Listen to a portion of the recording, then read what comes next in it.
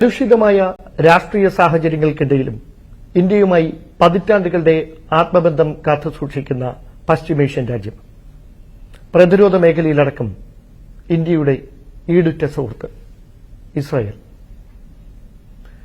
ദക്ഷിണേന്ത്യയുടെ ചുമതലയുള്ള Israel consulate general miss Tammy Ben-Haim news 18നോടൊപ്പം ചേരുകയാണ്. നമസ്കാരം. How is God's own country, Kerala? Oh, I love Kerala. I've been here not just in this term of being in India, but for the past 20 years I've been here quite a few times, traveling just with my husband, with my family, coming for work. We are suffering with this hot weather condition. Is it affected you in any ways? Yeah, it's affected me living here in India and being affected by it with you and seeing the results of it. And it's also affecting us in Israel. Israel is located in the area that we are in the Middle East. It's the area most prone to feeling changes in weather. Shall we move to some diplomatic questions? Happily. Okay. 7 decades after the independence of Israel, the sovereignty of the nation is still questioned from several grounds. Obviously, it leads to war between Palestine, and the whole world is seeking for an amicable solution also, but it's not happening. Why? There's one simple answer, but I'll delve more. The simple answer is that we're dealing with Hamas, which is a terrorist organization. It's a terrorist organization funded and backed by a terrorist backing regime of the Iranian regime. That's the short answer. But you're right. The war has been going on for 7 months now, and I'll just remind your audience, Dan, on October 7th, 2023, 3,000 Hamas terrorists crossed the border from Gaza into Israel on a Saturday morning. Families were asleep. It was 6 a.m. 3,000 terrorists armed with knives, with guns, with RPGs, with Kalashnikov automatic weapons. They brought a whole arsenal of weapons with them, and these 3,000 terrorists came into villages, came into people's homes. They brutalized, they terrorized, they burned, they killed people, chopped heads off, did things that I don't want to mention now, but horrible, horrible things to people. Some before they killed them, some after they killed them. And in addition to killing this way, they killed 1,200 people this way. And in addition to this, they kidnapped 252 people back with them into Gaza Strip. And what did they do in the Gaza Strip, this terrorist organization? They're hiding behind the almost 2 million people living in Gaza. They came, they attacked, they killed civilians, they kidnapped civilians, and now they're hiding behind other civilians and are still, by the way, shooting at us and are still continuing this war.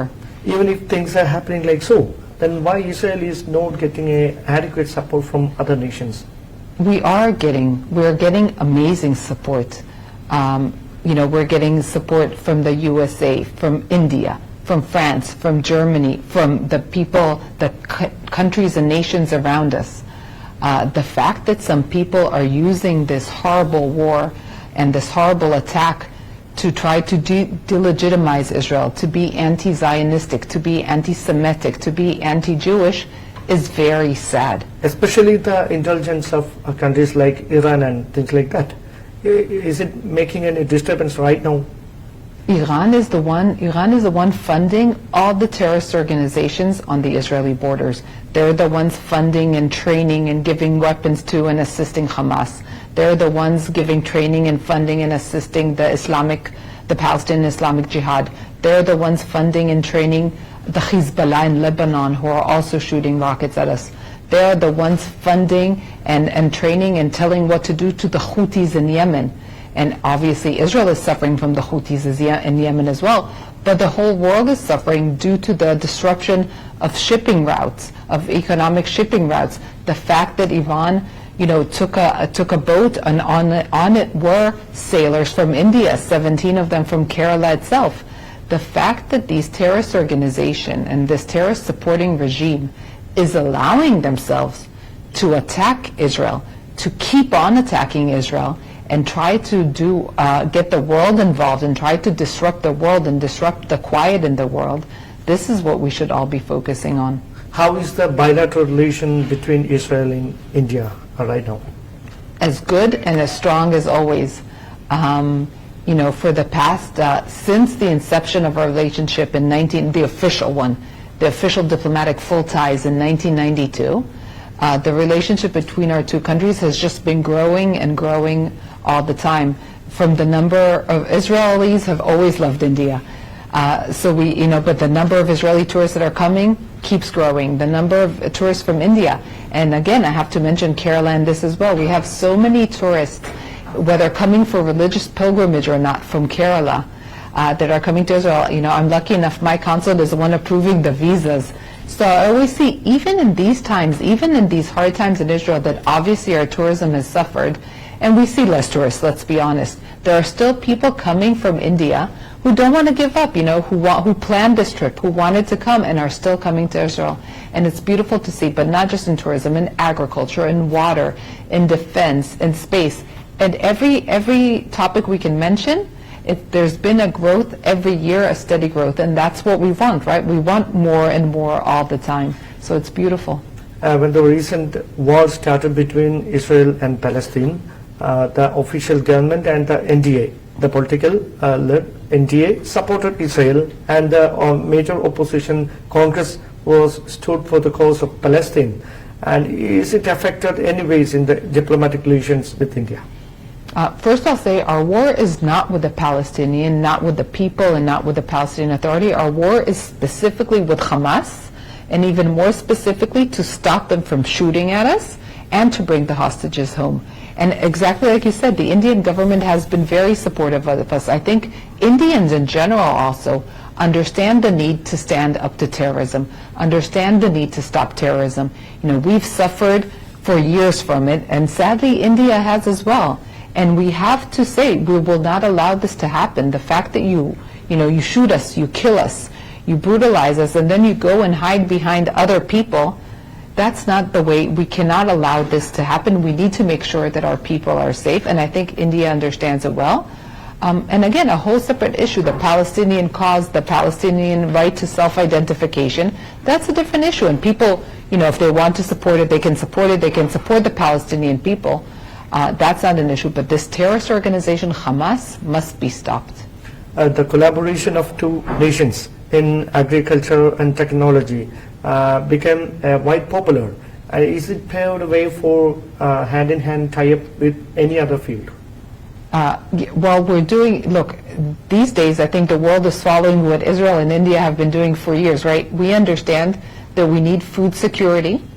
And now more than ever, like you yourself mentioned, we need to make sure we have enough water to have food security and obviously to drink and live. And now it's all under the umbrella of sustainability, right? And making sure we have a safe world. And this is what we're doing. So the areas, even in these fields, these areas keep developing and keep growing more and more. And our hope is, and we're already seeing it, that it will not just be in India and Israel, but we'll be able to collaborate together and work in Africa and other places in Asia, in the Middle East. And that is the plan, and that is where it's heading. In the phase of defense also, India is seeking the technological support, hiring weapons and things like that are going on. How is that defense technology things making India and Israel become more close? Our defense cooperation has been going on for years. And I think India is, if not the biggest, then one of the two biggest partners that Israel has in this field. And we're working a lot now under Make in India, which I think is a very smart thing for the Indian economy and India in general. So we're doing more joint ventures, and the things are being developed and manufactured, and almost all the parts, everything is being done in India. So we have Israel working together with India in India, and I think that's wonderful, and it will probably happen more in the future. We'll develop things together as we're doing now. Our parliament election process is going on everywhere, several phases, and it was over in Kerala. And what is the expectation of Israel on the upcoming government of India? One, I love Indian elections. because you work with coalitions, we work with coalitions, we have things happening, it's very dynamic. Whatever government it is, we'll keep working together, we'll keep doing things both for the benefit of the people of Israel, the people of India, and at some point, especially as with, say, sustainability, durability, food security for the world. When comparing to North India, I think Israel has more significant relation with South India. From Central Travancore, there are a lot of migrants to Israel for seeking skilled and unskilled job. And how is the accommodation capacity of Israel? We're trying to increase the number of people who come to work from India. And by the way, we're getting from all over India. Obviously, I'm promoting South India and I'm happy with it. And traditionally, most of the people who come to work in the healthcare sector are from Kerala.